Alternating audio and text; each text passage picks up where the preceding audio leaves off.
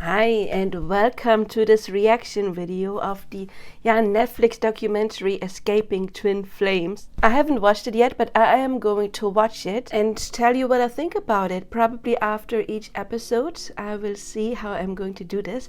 But before we start, there is a couple of things I would like to point out. I have already read in some Facebook groups that unfortunately, this documentary is not painting twin flames in a good light at all. And it seems to make everyone who is a coach with twin flames or who believes themselves to be a twin flame to look like they are all scammers. So I want to start with, do I believe twin flames are real? And if so, and I can already tell you yes, why? Well, there is different ways to achieve spiritual awakening.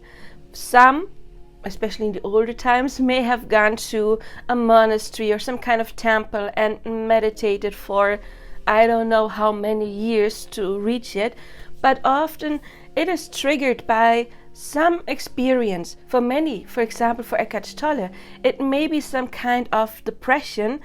Spiritual people call it the dark night of the soul, and you're all of a sudden confronted with all of the pain and the darkness and maybe even depression within you, and that then triggers some kind of spiritual awakening, like the urge to find out more about what is happening, to start learning, or some epiphanies come all of a sudden. For some people it may be like a near-death experience or some kind of accident that pushes them onto the journey, and for some people it is meeting a divine counterpart, in this case twin flame. So what happens if true twin flames meet? And I have to really focus on true twin flames because right now it seems like everybody wants to be a twin flame and there's a lot of ego involved. But when true twin flames meet, then it does trigger a sudden awakening. First of all, we do have this instant connection, and if you are a parent or an aunt or grandparent or someone who experienced a baby coming into the family, and you just click and you love them, you see this little creature and they're in your heart right at that instant. You can imagine meeting a twin flame very similar like this. You meet them, you click, and you have that love for them. The difference, of course, is that with a family member, with a baby coming to the family, there is this biological bond you have. With a twin flame, it is a soul bond. With family members, you most likely also have a soul bond, yes, but with a twin flame, it is the soul bond, and of course it is a romantic connection. So twin flame would not be parent and child. In science, when you do an experiment and you do experiment X and then Y happens every time, then in science that is proof that this thing exists. They then know what they are dealing with. It's cause and effect. And with true twin flames it's the same. There's the cause, it's the meeting. In the beginning usually it is very honeymoon-like for most of them, and then some kind of split happens. And that is meant to happen because during this separation, all of the oppressed negative stuff, the fears and unhealed traumas maybe even, come to the surface, and we are forced to deal with that and to actively heal that. And that is also part of awakening, to deal with the shadows. So we have cause and effect. And that happens with all true twin flames, that all of a sudden they just really are forced to look deep within them, deal with the shadows, and then ascend. You could say it is like the phoenix, burning down into ashes and then being reborn.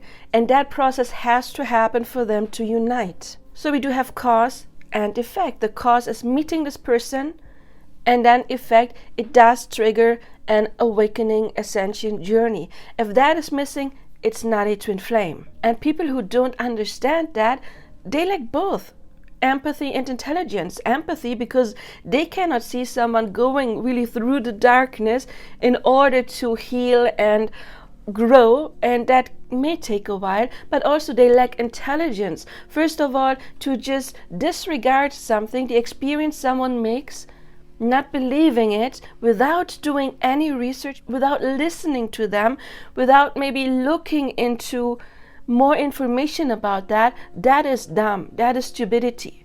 Intelligent people, when they're confronted with something, they're not just bypassing it or ignoring it or discarding it. They want to know about it before they form an opinion. That is a sign of intelligence. And also an intelligent person would see that there is this pattern, that there is cause and effect. Meeting this person changed the other person from the inside out. How can that not be obvious? And just like with everything, we need a term in order to understand each other, in order to communicate. Like we all know this is a book, right? And when I say book, you have an image, you know book, you know what I'm talking about. And the term twin flame, it does help us, of course, to talk to others about this, to understand, to finally have some term to research, some term to understand. Do I believe twin flames are literally the other half of your soul? No, not if you really live in a hologram. And as Neville Goddard said, everyone is you pushed out. It's like a dream within a dream. In a dream, you would know that you created every person in your mind that you meet in this dream. And that's what we call reality. More and more scientists believe is also a dream. So we do create every person we encounter and not just the twin flame. So if we create everyone, then everyone is part of us. But the twin flame experience, and that's what I like to call it right now, the twin flame experience is felt like this. You meet this person and you feel like they are your other half. They're your perfect counterpart. They're your match. Because they share a very similar frequency and they're often very much alike in some things and then opposite in others, but in a way that it really does blend and it does complete them in a way. But by completing, I do not mean that we are incomplete before. It's, you know, like in a team you can complete each other because everybody brings something else to the table, right? And that is what makes a team great or a relationship. So by completing, and that is very often misunderstood, I do not say that there is something missing. And that is another thing that people often misunderstood in the twin flame connection. They often say the other person is the other half of me, but you're not half. And that can be a very, very toxic way to think because we're not incomplete, but many people who now come across the term twin flame feel incomplete, probably because of some kind of childhood trauma, because they have not been given that closeness, that love they wanted, and now they yearn for someone who will not leave them, who will belong to them, who will always be there for them. And that kind of longing, unfortunately, now that the term twin flame is out there, causes many people to just find a person, feel some bond, and automatically say, that is my twin flame. So there is something very toxic happening now. And I haven't watched this documentary yet, but I have heard already that those people, Jeff and Sheleia, I believe they're pronounced, also try to sell, we will help you find your twin flame. And that is also, if that happens, it's a scam, people. You cannot find a twin flame. If you are one, if that is meant to be, then it will find you. Because why would you find something? Because you feel a lack. But you cannot attract a divine counterpart because you're looking for it. And that is also the basic law of manifesting. We have to work on our self-concept to be in the energy of already having it, of being that what we want to be, and then it can come. But it's not the other way around. As soon as we operate from lack, from it is not there, I have to find it, we keep pushing it away. And it doesn't matter if it's a twin flame or any true love connection. So please never trust people who tell you they can help you find your twin flame. If you have the urge to want to find your twin flame, to complete you, please deal with your shadows and be complete within yourself first, at least to a certain degree. And then you will attract someone. And I don't say that you may not be able to grow with them, and maybe it is a true twin flame. But you cannot attract them while thinking, oh, they're out there, I am a twin flame, I just haven't found them yet, I want to find my twin flame. It's not going to happen. Another thing I would like to talk about is, I believe those people, Jeff and Sheleia, I have seen videos of them years back, and I think everybody who is a bit ascendant immediately recognizes that they're not twin flames because they don't have that energy.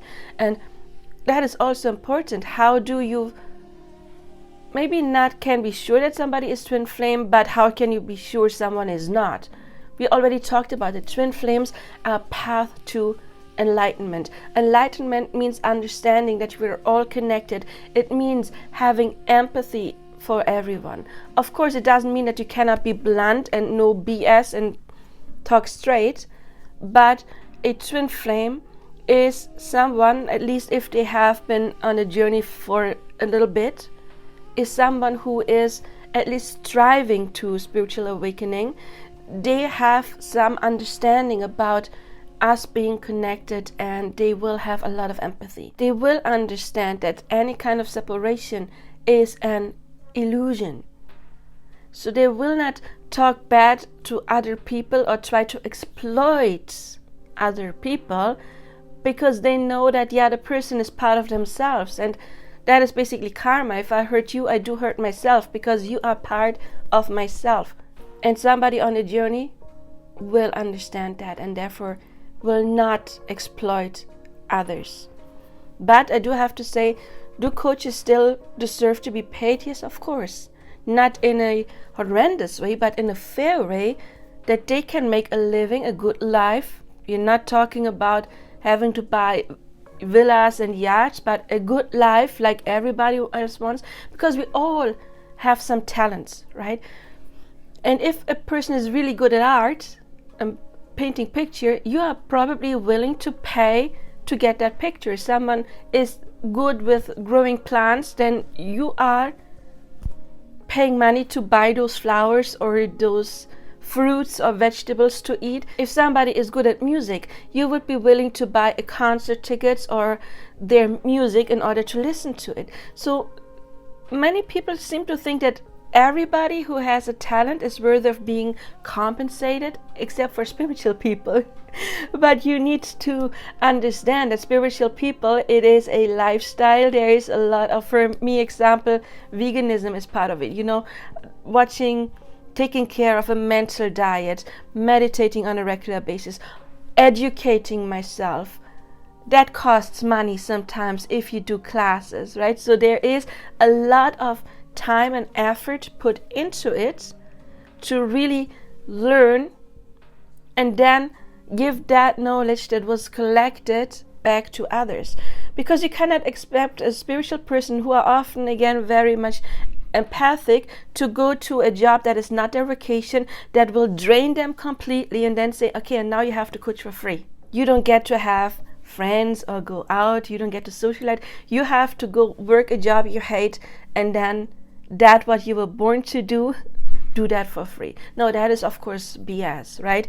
Everybody who comes down here has their own talents, and everybody has the right to monetize it and to make a living of what is their calling. And being a spiritual coach, a shaman, whatever you want to call it, of course it is a calling, and somebody who is good at it will take it serious, and it will infect their entire lifestyle.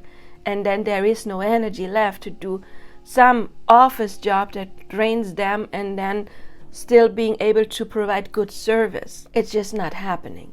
So of course spiritual people are allowed to be compensated in a fair, and that's the thing, in a fair way.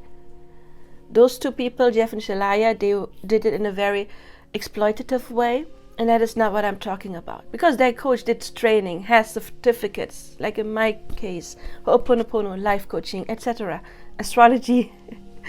Then in my 20s, the Reikis, like every Reiki, Kundalini Reiki, Uzui Reiki, from 1 to master degree.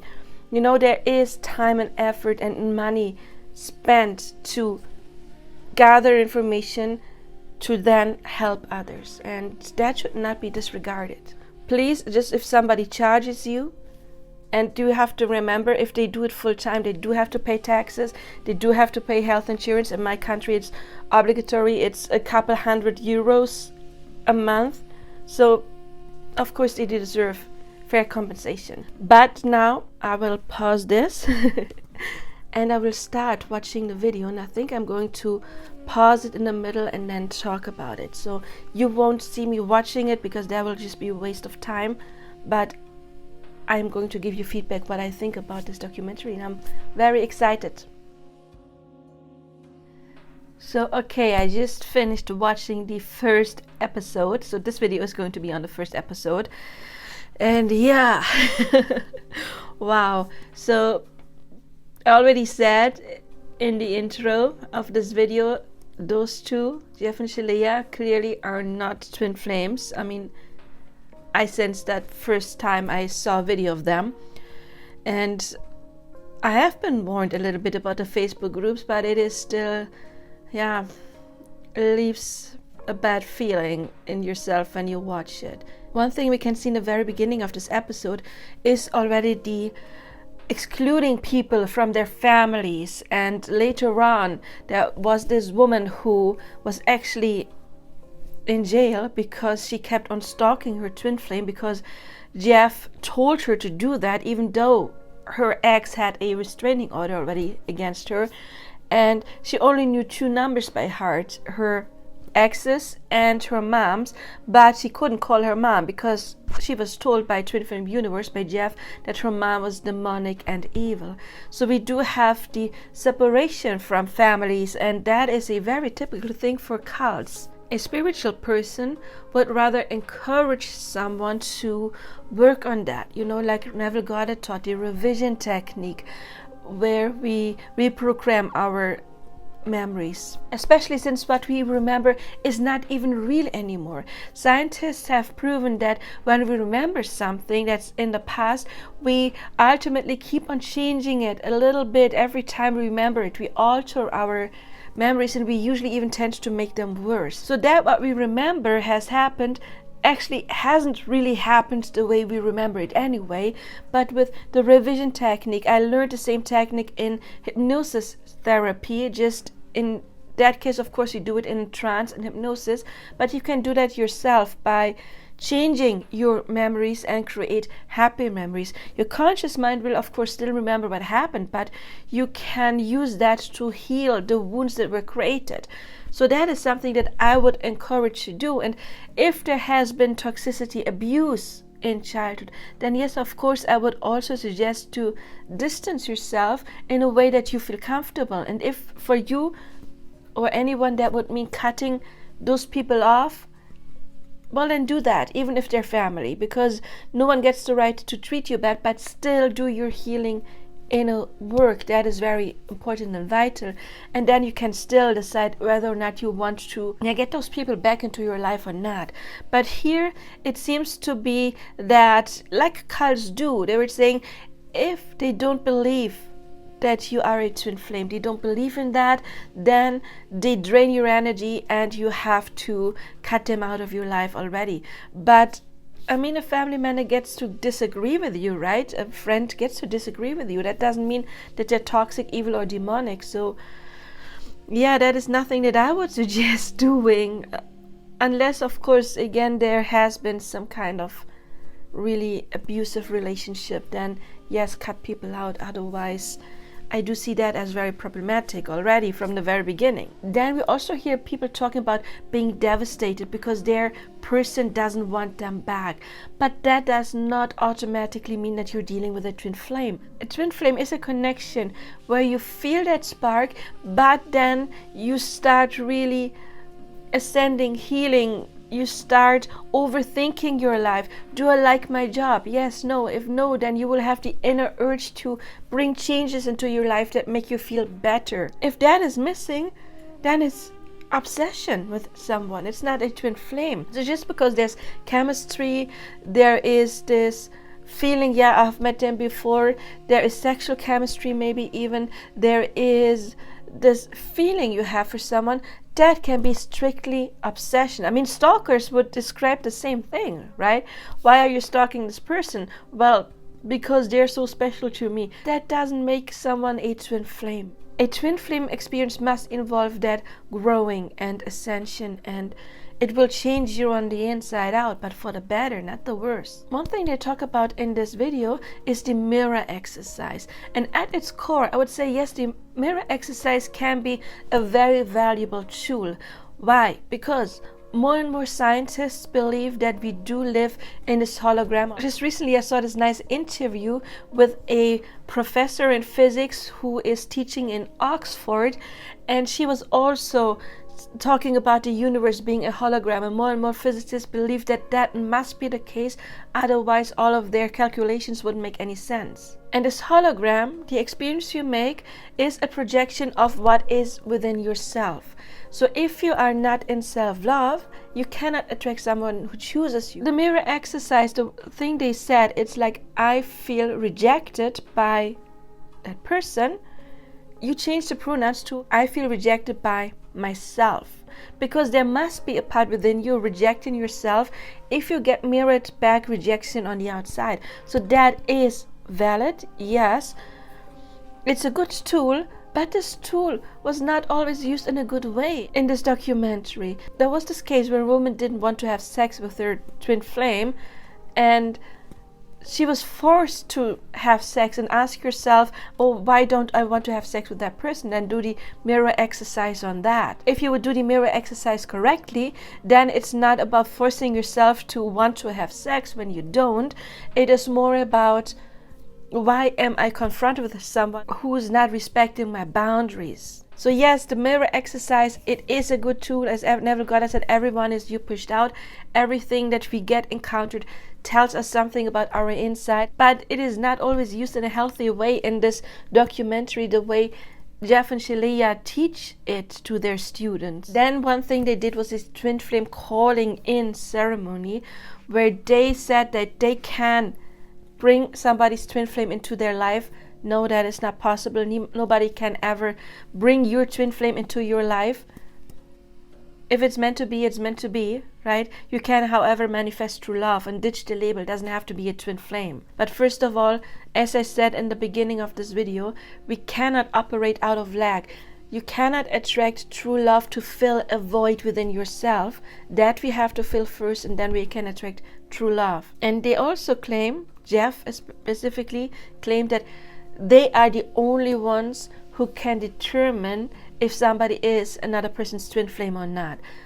Please always be careful when anyone tells you, I am the only one who can do it, or I am the only one out of a few people who can do something like that.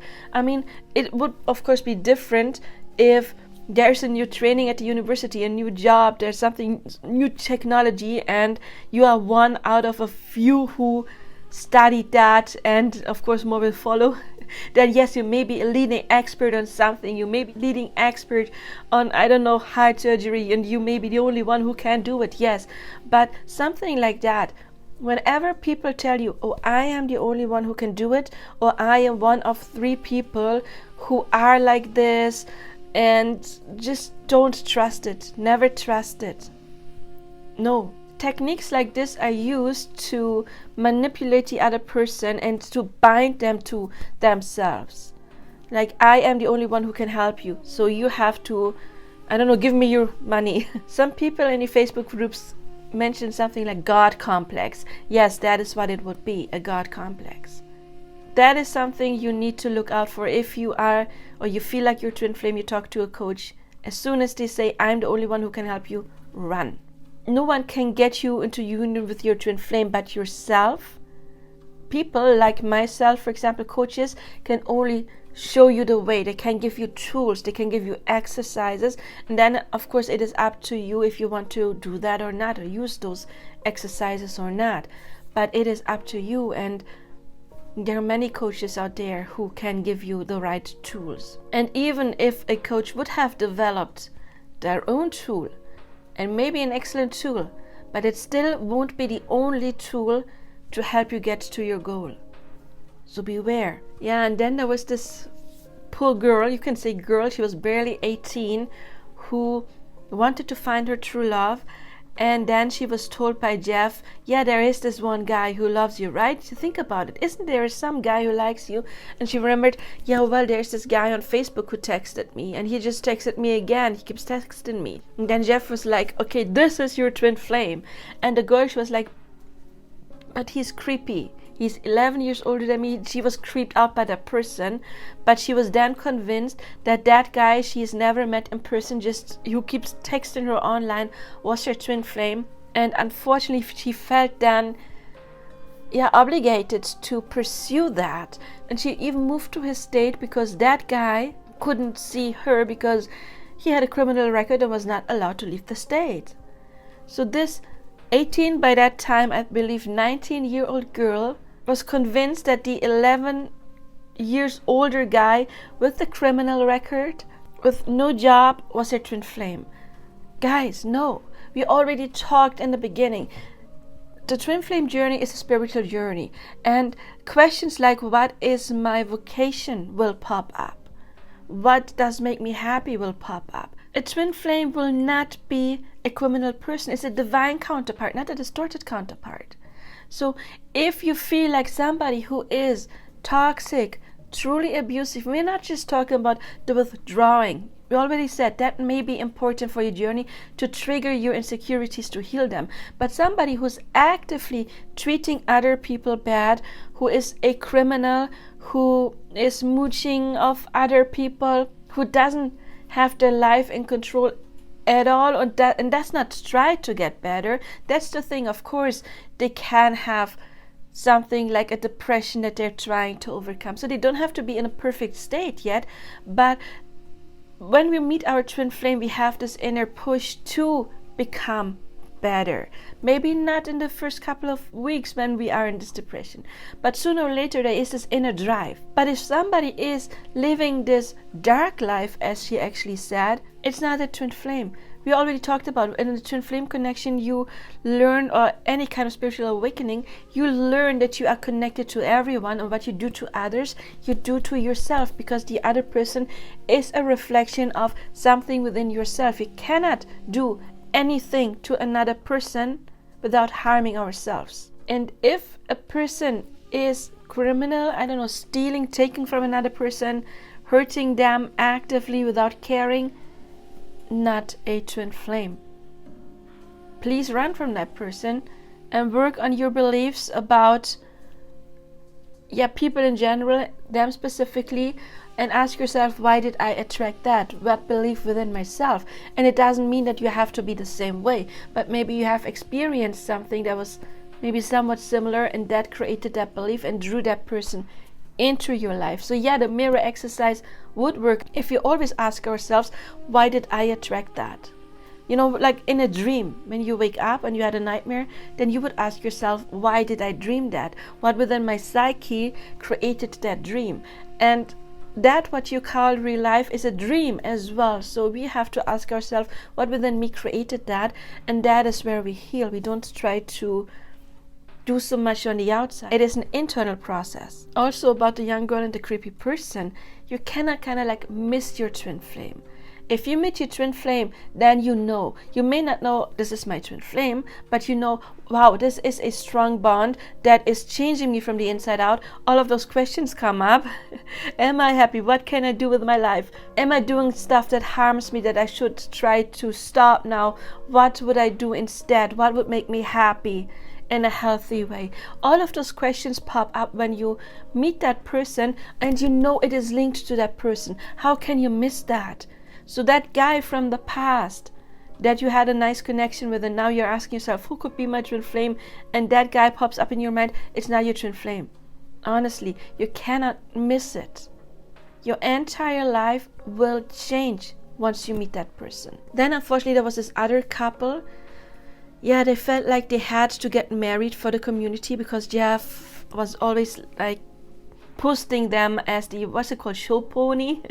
Look, that's the couple that got into twin flame union. They're the ones, and they constantly had to update the group, and they felt like they had to get married after 2 months of dating because they had to show everybody that they were in a happy twin flame union. But the girl later on said it wasn't a happy relationship. I wasn't happy at all. Then Jeff has this weird belief, really sexist belief, awful belief, that a man always has rights to use the woman's body. So if she doesn't want to have sex, well, that's on her, because she is supposed to give him as much sex as he wants.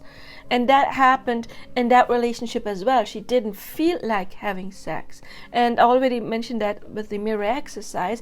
And then she was told something is wrong with you. She should do the mirror exercise because you should want to have sex with your twin flame, with your person every day. And you should fulfill all of the sexual needs he has. No. Also, again, a twin flame connection is a very spiritual connection, and no male twin flame or any twin flame would want their counterpart to feel unhappy, disrespected, or anything like that. So no twin flame would want to force or even enjoy it if the other person is not in it completely.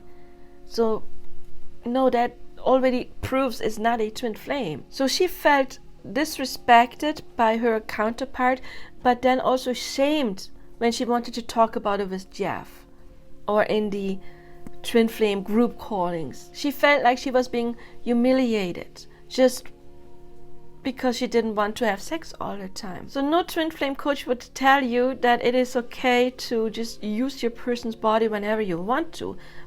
Massive red flag, obviously. And again, not twin flame. It has nothing to do with twin flames. It's awful. It's horrific. And then there was this other girl who thought that her ex was her twin flame, and already said with the call she had the restraining order against, well, he filed a restraining order. And then Jeff told her to keep on calling and texting. He reported it all to the police. And one day when she wanted to go to a club on her birthday, that guy was there as well, and he thought she was stalking him. So she was arrested. She was put in jail. And yes, when we create everything ourselves, everything is us pushed out, right? Yes, she did create that restraining order. And we can uncreate it by doing our inner work. That is manifestation work. But not ignore it and keep on stalking the other person. That's a big no-no. If you want to bring a change to something, it is strictly internal. We have to do the revision technique or any other technique, Ho'oponopono, whatever it is, to clear that belief within ourselves so that something else on the outside can get mirrored back.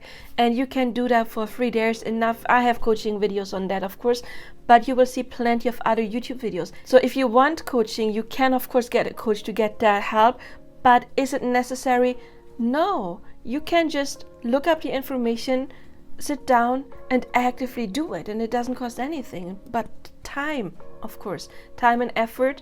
And then it does take time to reprogram yourself, of course, but does it take money? No, it doesn't. Coaches like myself, I give a lot of free information out there. Basically everything is free, and you can apply that without paying anything. I mean, I would appreciate if you watch those little commercials, ads, then I do get paid a little bit for the effort, but otherwise it is completely free. Coaching is just if you feel like you maybe have a blind spot or you want somebody to guide you through, and then you can decide for yourself if you want coaching. If you don't, there's a lot of available free stuff out there, and that is basically everything you need. You don't need more.